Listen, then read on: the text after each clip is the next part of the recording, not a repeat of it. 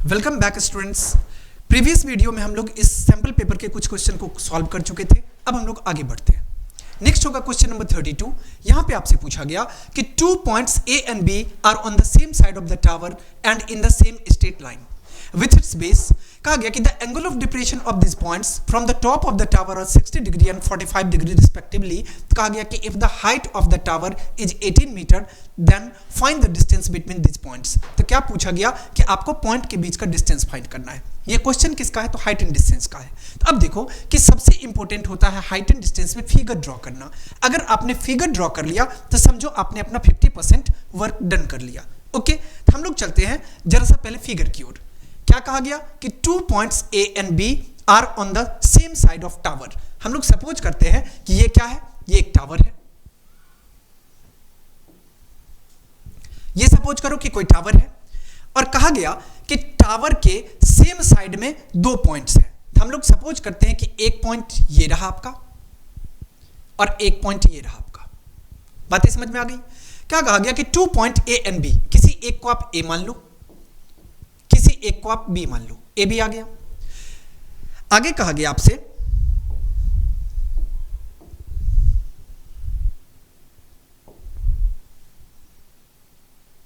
इसको आप A मान लो, इसको B मान लो।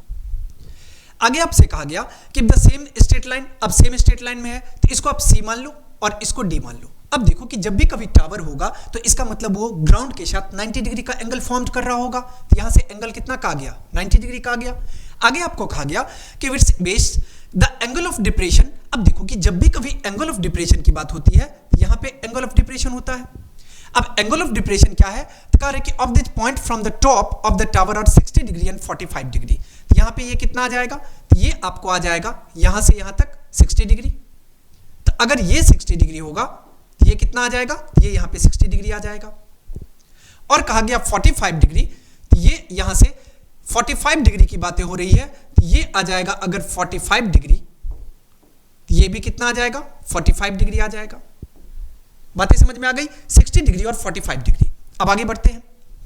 आगे कहा गया कि 60 डिग्री रिस्पेक्टिवली। कह रहे कि if the height of the tower is 18 metre, इसका मतलब C से D ये हाइट है और ये आपको 18 मीटर गिवन है।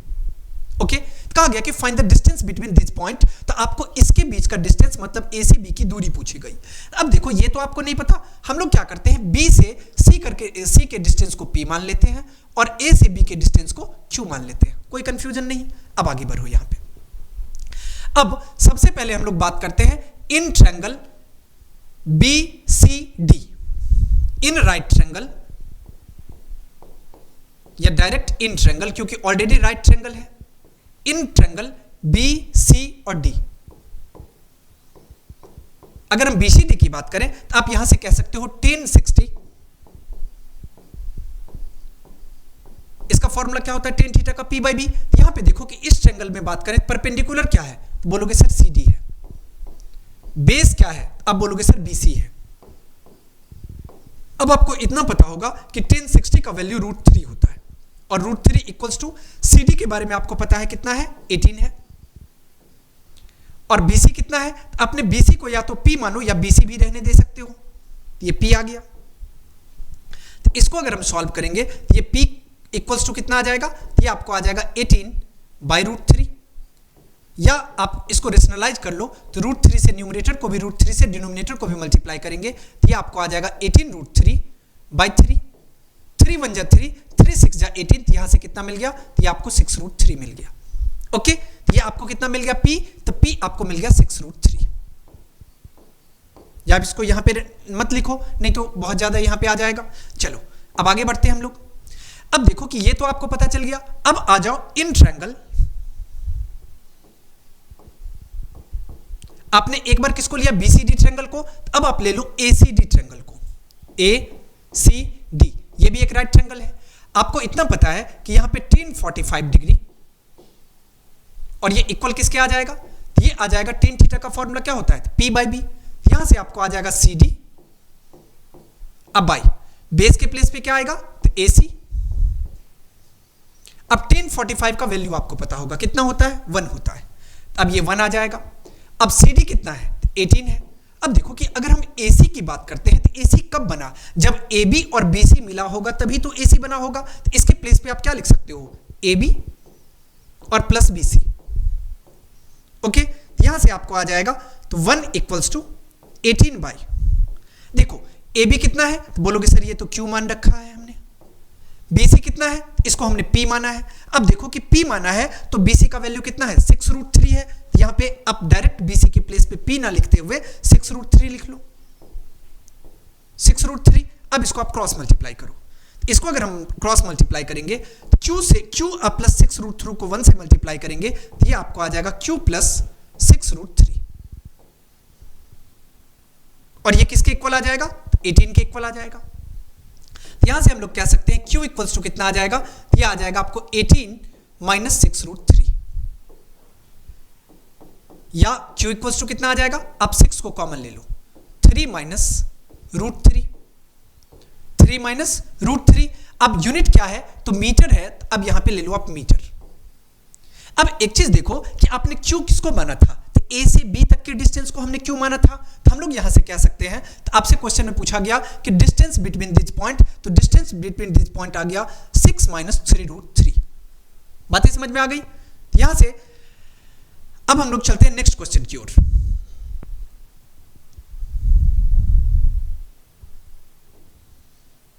नेक्स्ट क्वेश्चन में आपसे पूछा गया कि the angle of depression of two ships from an aeroplane flying at the height of 6000 metre are 30 degree and 45 degree. Correct, if both the ships are in the same line, that on ship is exactly behind the other, तो find the distance between the ships। इसी type के question को हम लोग previous question में solve किए हैं, same pattern है, बस आपको थोड़ा सा लैंग्वेज चेंज है। यहां पे पहले इसके फिगर को समझो। क्या कहा गया, कहा गया कि the angle of differentiation of the two ships from an aeroplane flying at the height of 600 metre. अब इसको हम यहां पे सॉल्व कर लेते हैं। देखो कि एक एरोप्लेन है और एरोप्लेन यहां पे है और ग्राउंड से उसका डिस्टेंस कितना है तो 6000 मीटर है।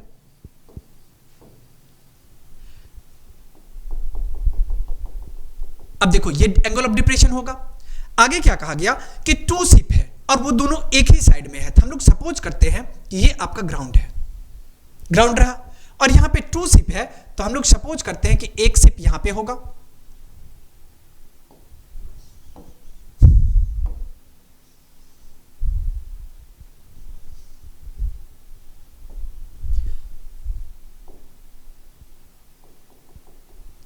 एक शिप हम लोग सपोज करते हैं कि यहां पे होगा, यहां पे, और एक शिप सपोज करते हैं कि यहां पे होगा,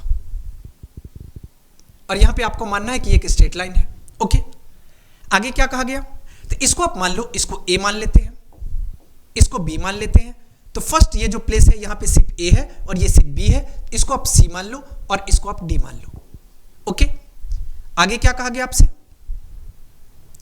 कहा गया कि 6000 मीटर 30 डिग्री 45 डिग्री। अब 30 डिग्री और 45 डिग्री की बातें हो रही है, तो इसका मतलब ये कितना आ जाएगा, तो ये आ जाएगा आपको 45 डिग्री, और ये कितना आ जाएगा, ये आ जाएगा 30 डिग्री। अब कैसे, यहां पे समझो कि ये आपको यहां पे आएगा, क्योंकि एंगल ऑफ डिप्रेशन की बात हो रही है, ये आएगा 45। आपको पता है कि ये अगर 45 का होगा तो यहां का भी एंगल 45, और ये कितना का होगा, यहां पे ये जो है ये आपको आ जाएगा 30 का। इसका मतलब ये अगर 30 का होगा तो यहां पे भी कितना का आएगा, 30 डिग्री का एंगल आएगा। अब आगे बढ़ते हैं।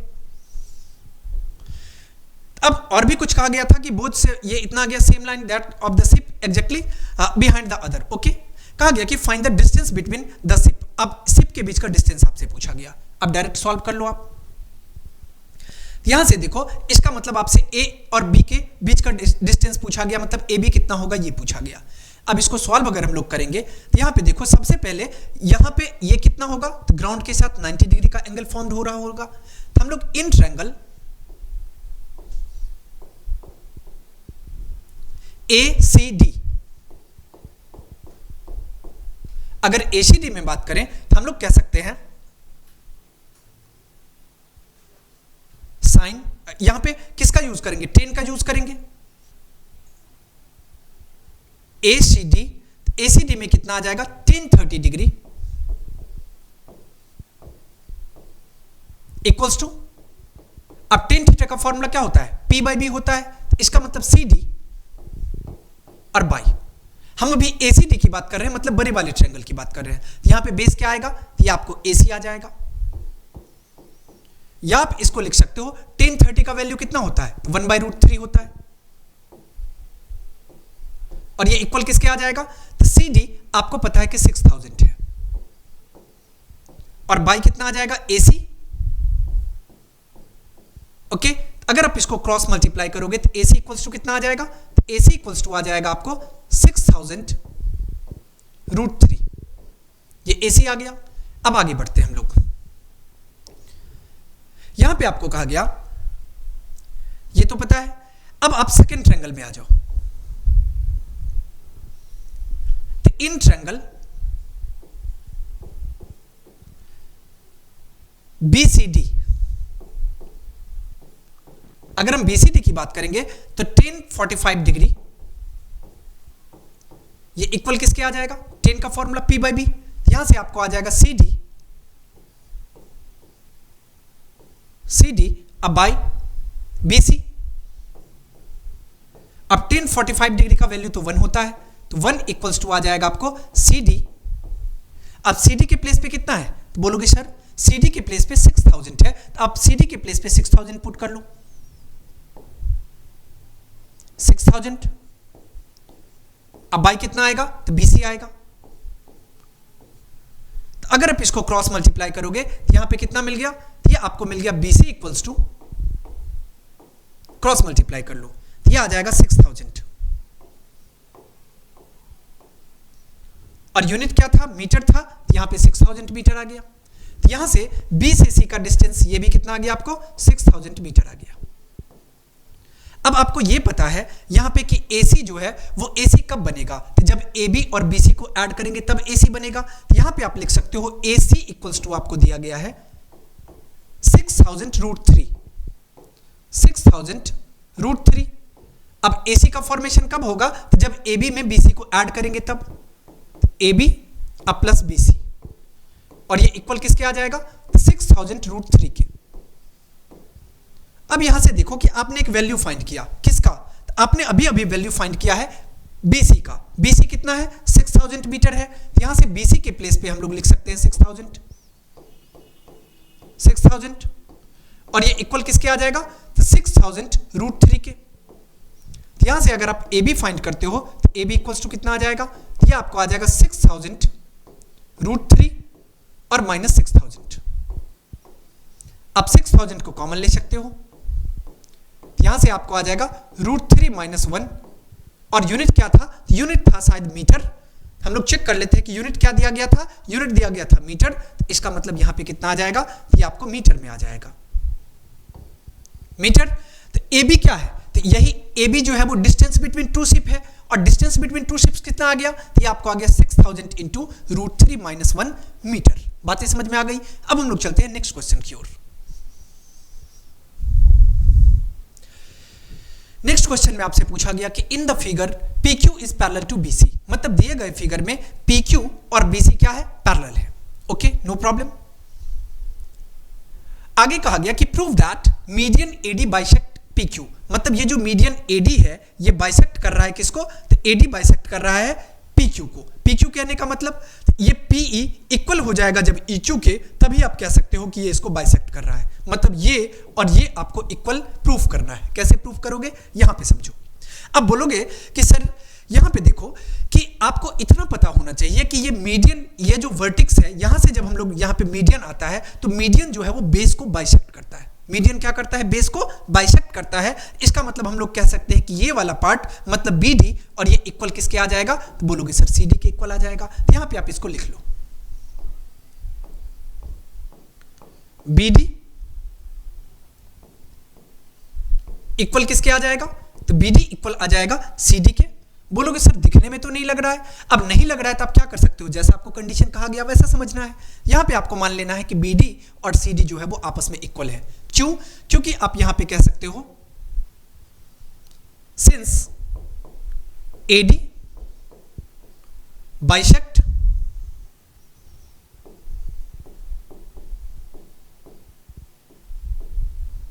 BC, क्लियर है कॉन्सेप्ट? अब यहां पे आ जाओ।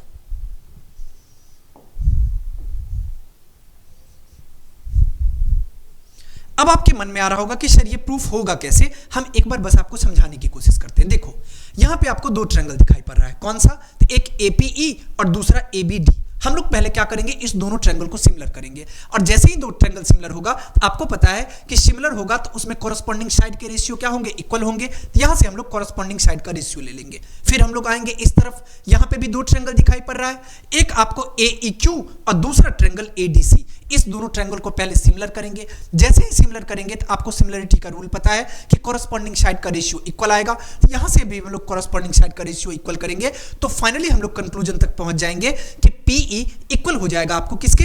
EQ के। अब कैसे होगा ये तो करके दिखाना होगा, यहां पे समझो। पहले हम लोग लेते हैं in triangle APE and ABD। अब गौर से देखो कि इसका एंगल P और इसका एंगल B इक्वल होगा। बोलोगे सर क्यों इक्वल होगा? क्योंकि आपको यह पता है कि PQ और BC पैरेलल लाइन है, और पैरेलल लाइन को जब कोई ट्रांसवर्सल कट करता है तो कॉरस्पॉन्डिंग एंगल इक्वल होता है। तो डायरेक्ट हम लोग यहां पे कह सकते हैं, पूरा नाम मत लिखो, डायरेक्ट P और ये इक्वल किसके आ जाएगा? ये आ जाएगा एंगल B के। क्यों होगा? तो ये बोलोगे सर कॉरस्पॉन्डिंग एंगल है, कॉरस्पॉन्डिंग एंगल आ गया। अब यहां पे आ जाओ। अब देखो कि इसमें भी एंगल A, मतलब APB की APE की बात करेंगे, इसमें भी एंगल A, और अगर हम ABD एंगल की बात, ट्रायंगल की बात करेंगे, इसमें भी एंगल A। तो अब बोलोगे सर एंगल A और एंगल A ये दोनों में क्या है? कॉमन है। अब बताओ कि अगर किसी दो ट्रायंगल का आपको यहां पे दो एंगल दिखाई दे रहा है, इसका मतलब हम बाय AA सिमिलरिटी रूल अप्लाई कर सकते हैं। By AA similarity,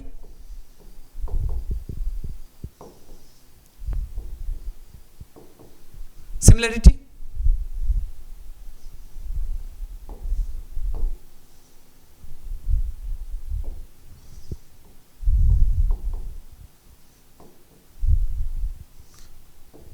similarity rule. अब देखो कि यहां से अगर आ जाएगा तो हम लोग कह सकते हैं कि ट्रायंगल APE, और ये सिमिलर किसके आ जाएगा? ये सिमिलर आ जाएगा ट्रायंगल ABD के। अब देखो कि जैसे ही दो ट्रायंगल सिमिलर होगा तो कॉरस्पॉन्डिंग साइड का रेशियो इक्वल होगा। अब बोलोगे कि सर PE और बाय BD ये इक्वल किसके आ जाएगा? तो PE बाय BD ये इक्वल आ जाएगा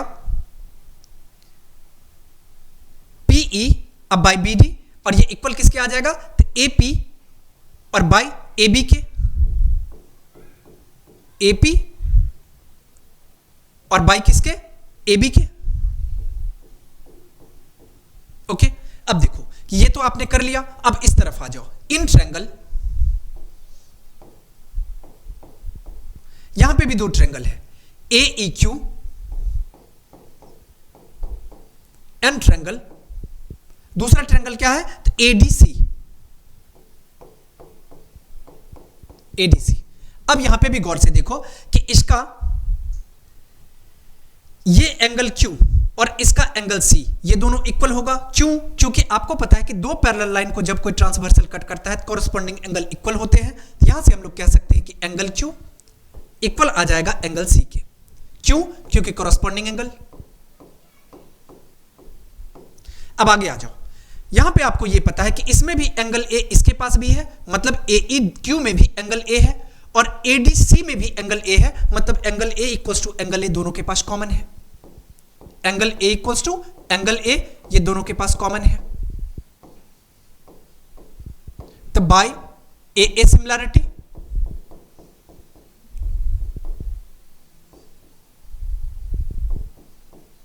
सिमिलरिटी हम लोग यहां से कह सकते हैं AA सिमिलरिटी का यूज करते हुए ये दोनों ट्रायंगल भी आपस में सिमिलर हो गए। इट मींस ट्रायंगल AEQ और ये सिमिलर हो गए किसके? तो ट्रायंगल ADC के। अब AEQ ADC अगर सिमिलर हो गए तो यहां पे आप कह सकते हो EQ और बाई CD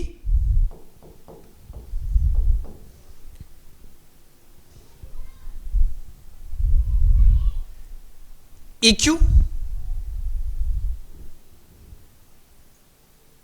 यहां से अगर हमने लिया था तो ये कितना आ जाएगा, तो ये आप यहां पे दो साइड को हमें लेना है, तो ये आपको आ जाएगा PE बाई BD, और यहां पे आप इक्वल कर लो इसको, किसी दो को हम ले सकते हैं साइड में जिसका हम यूज कर सके। तो यहां पे हम यूज कर रहे हैं किसका, तो हम लोग यूज कर रहे हैं AE बाई AD का, AE और बाई AD। अब इसको आप मान लो इक्वेशन फर्स्ट। अब इसमें भी दो ट्रायंगल लिए, यहां से आप इसको ले लो जिसका हम यूज कर सके। किसका यूज कर सकते हैं, तो ये आ जाएगा आपको PE, यहां पे आपने किसको लिया PE बाई BD, तो इसमें यहां पे आप ले लो EQ और बाई CD, और ये इक्वल किसके आ जाएगा, ये इक्वल आ जाएगा आपको AE और बाई ED के, AE और बाई किसके AD के। अब इसको आप मान लो इक्वेशन सेकेंड। अब एक चीज देखो दोनों इक्वेशन को, अगर इस इक्वेशन को देखे और इस इक्वेशन को देखे, यहां पे भी आपको AE बाई AD दिख रहा है और यहां पे भी आपको AE बाई AD दिख रहा है, तो दोनों इक्वेशन का अगर आपको RHS इक्वल दिख रहा है तो दोनों इक्वेशन का LHS भी इक्वल होगा। तो हम लोग यहां से कह सकते हैं from equation first and second, first and second. अब फर्स्ट और सेकेंड इक्वेशन से हम क्या कह सकते हैं, तो ये आपको आ जाएगा PE by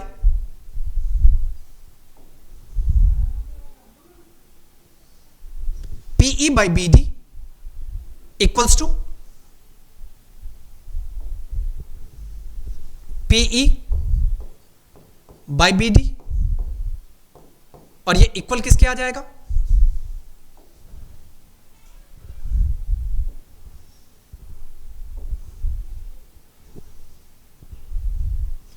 PE by BD equal किसके आ जाएगा, तो ये आ जाएगा EQ बाई CD के, EQ और बाई CD के। अब यहां पे गौर से देखो कि हमने एक चीज और भी प्रूफ कर रखा है, क्या, यहां पे आपको दिखाई देगा BD और CD इक्वल है। BD और CD क्या है, इक्वल है, तो हम लोग चाहे तो BD के प्लेस पे CD यूज कर सकते हैं।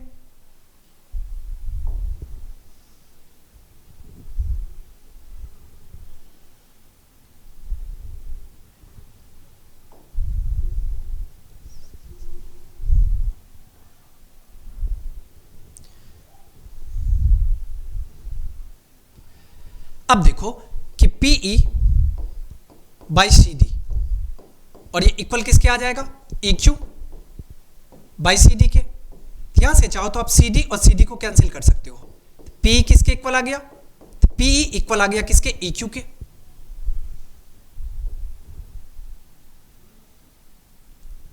अब देखो कि PE और EQ अगर इक्वल आ गया तो इसका मतलब क्या हुआ कि E जब मिड पॉइंट रहा होगा तभी तो PE और EQ इक्वल आएगा। तो क्वेश्चन में आपसे क्या पूछा गया, क्वेश्चन में आपसे पूछा गया था कि मीडियन AD बाइसेक्ट PQ, तो यहां पे मीडियन AD जो है ये बाइसेक्ट कर रहा है किसको, PQ के। यहां से प्रूव हो गया, प्रूव। अब हम लोग चलते हैं नेक्स्ट क्वेश्चन पे। नेक्स्ट क्वेश्चन में आपसे पूछा गया कि water is flowing at the rate of 15 kilometre per hour through a cylindrical pipe of diameter 14 centimetre into a cubical pond which is 50 metre long and 44 metre wide. तो in what time the level of water in the pond raise by 21 centimetre. तो मतलब कितने समय में ये जो water और मतलब पॉन्ड में वाटर का लेवल जो है वो कितना हो जाएगा, 21 सेंटीमीटर में। तो आपसे टाइम पूछा गया, यहां पे आप गौर से देखो,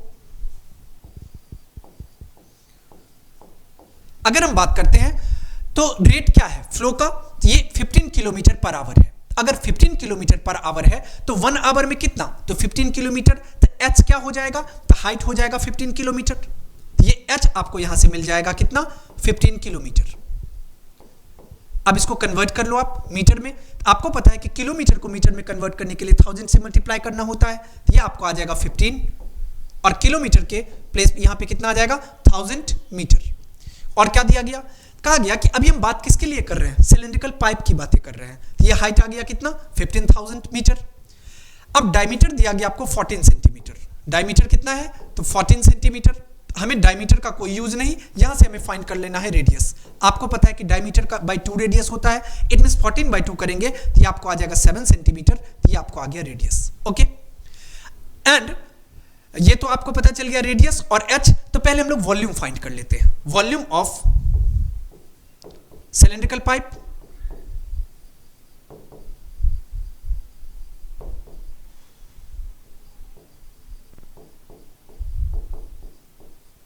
इसका फॉर्मूला क्या होता है, अब बोलोगे sir pi r square H होता है, पाई आर स्क्वायर एच।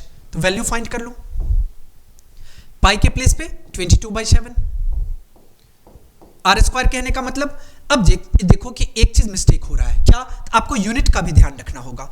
अब देखो कि जब हम यहां पे फाइंड किए थे, ये किस में है, मीटर में है, और ये किस में है, सेंटीमीटर में है। और आपको पता है कि सेंटीमीटर को मीटर में अगर कन्वर्ट करना चाहेंगे तो हमें 100 से डिवाइड करना पड़ेगा। तो इसका मतलब ये कितना आ जाएगा, ये आपको आ जाएगा 0.07 मीटर। बातें समझ में आ रही है। तो अब यहां पे आप इसके प्लेस पे कितना आ जाएगा, पाई आर स्क्वायर एच, और रेडियस के प्लेस पे कितना है 0.07, और 0.07 और ये कितना आ जाएगा, तो ये अगर ये हमको किलोमीटर में था, किलोमीटर को मल्टीप्लाई में करके हम 1000 कर दिए, और यहाँ पे रेडियस 7 था, इसको हमने 0.07 कर लिया। अब आप रेडियस यहाँ पे आ जाएगा आर स्क्वायर है, इसका मतलब 0.07 और इंटू आ जाएगा 0.07, आर स्क्वायर आ गया। और एच के प्लेस पे कितना है, एच के प्लेस पे है 15,000 है। और अब आप वॉल्यूम फाइंड करो, इट मींस क्यूबिक यूनिट आएगा, तो यहां से मीटर क्यूब आ जाएगा, मीटर क्यूब। अब इसको आप सॉल्व कर लो। अब एक बात बताओ कि यहां से पॉइंट रिमूव करोगे कितना आ जाएगा, 100 आएगा। यहां से पॉइंट रिमूव करोगे कितना आएगा, 100 आएगा। अब इसको आप सॉल्व कर लो, 1 2 3 1 2 3, 30 से 30 को हमने कैंसिल कर लिया। अब देखो 5 2 जा 10, 11 2 जा 22, 5 1 जा 5, 5 3 जा 15, कितना आ गया, 3 आ गया। अब यहां पे देखो कि अब 7 से 7 को भी तो कैंसिल किया जा सकता है, एक 7 से आप एक 7 को कैंसिल कर लो। तो यहां से कितना आ गया आपको, तो ये आपको आ गया equals to 11 into 7 into 11 into 7, और कुछ बचा हुआ है, एक 3 बचा हुआ है, तो 3 मीटर क्यूब। मल्टीप्लाई करो, 11 को 7 से मल्टीप्लाई करेंगे 77, और 77 को 3 से मल्टीप्लाई कर लो। यहां से कितना आ गया, 231 metre cube, metre cube. Okay,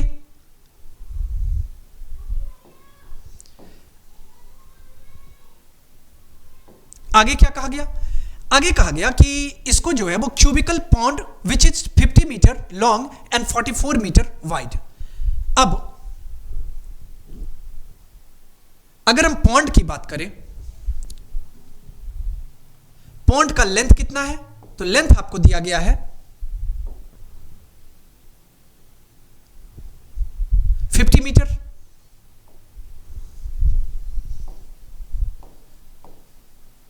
breath कितना है, ब्रेथ दिया गया 44 मीटर, और हाइट कितना आ जाएगा, हाइट आ जाएगा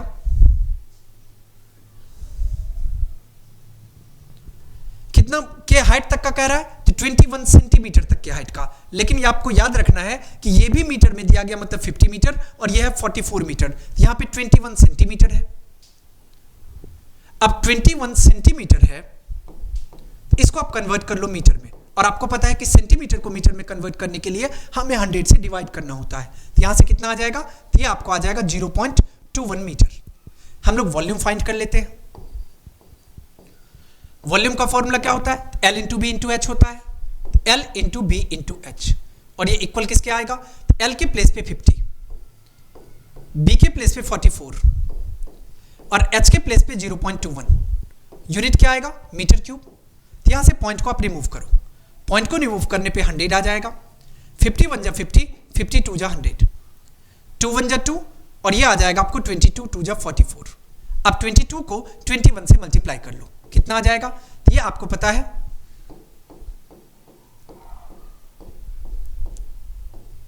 462, ये आपको आ गया 462 और मीटर क्यूब।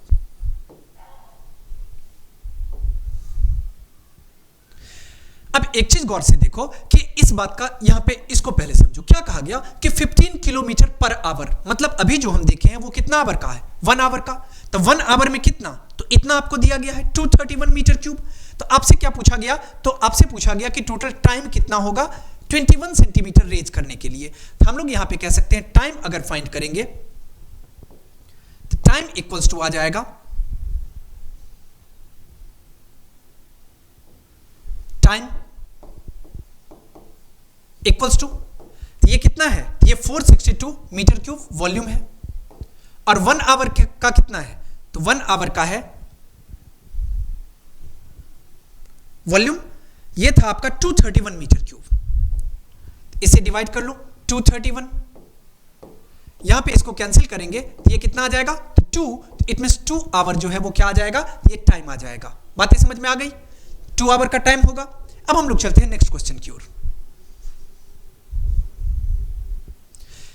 नेक्स्ट क्वेश्चन में आपसे पूछा गया कि sky sails is that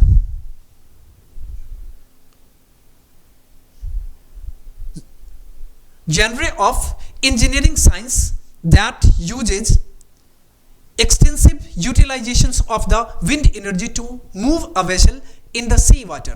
The sky sails technology allows that the towing kits to gain a height of anything कहा रहे कि between 100 meters 300 meters।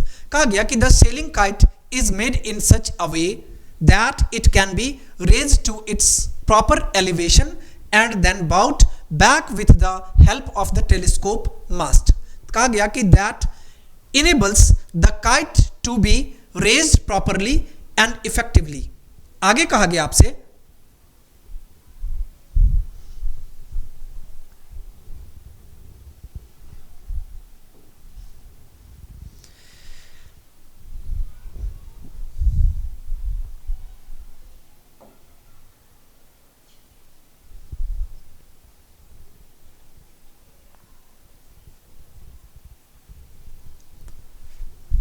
यहां पे हमें मिल गया, क्वेश्चन में क्या कहा गया कि base of the following figure related to sky shelling answer the following questions. अब देखो कि इतनी लंबी चौड़ी बातें क्या आपको समझ में आई?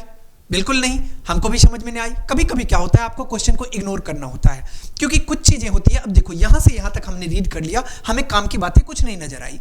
अब देखो कि कभी कभी क्वेश्चन में आपको भरमाने के लिए, मतलब आपको टेंस में लाने के लिए इतने बड़े बड़े स्टेटमेंट दे दिए गए होते हैं। अब एक बार रीड कर लो, आपके लिए अगर कोई इंपॉर्टेंट कुछ यूजफुल थिंग नजर आ रहे हैं तो वहां से आप कलेक्ट करो, वरना डायरेक्ट आगे बढ़ जाओ।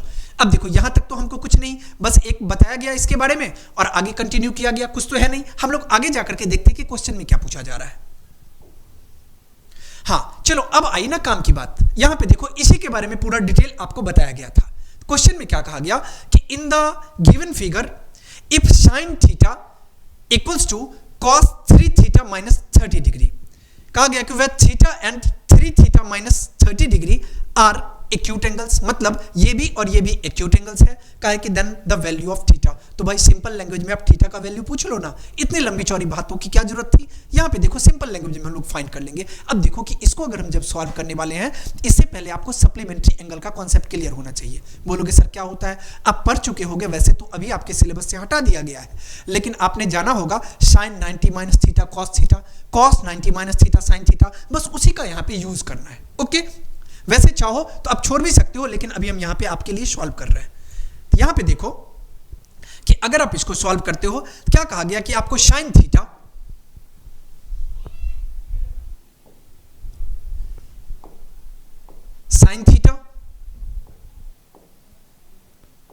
और ये इक्वल किसके है? तो साइन थीटा इक्वल दिया गया है कॉस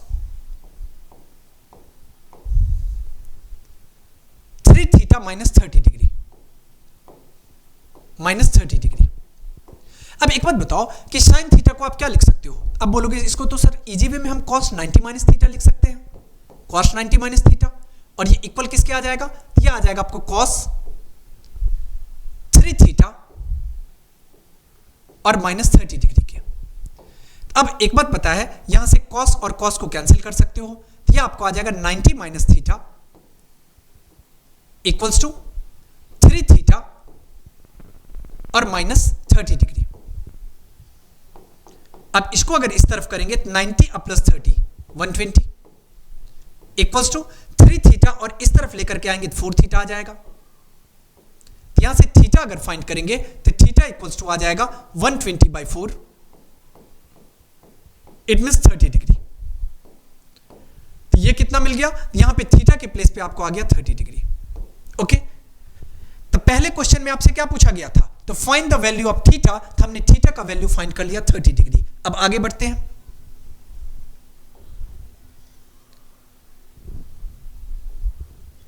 अब अगला क्वेश्चन में आपसे पूछा गया कि what should be the length of the rope of the kite shell in the order to pull the ship at the angle of theta calculated above. मतलब थीटा आपने जो अभी कैलकुलेट किया, कितना कैलकुलेट किया? 30 डिग्री।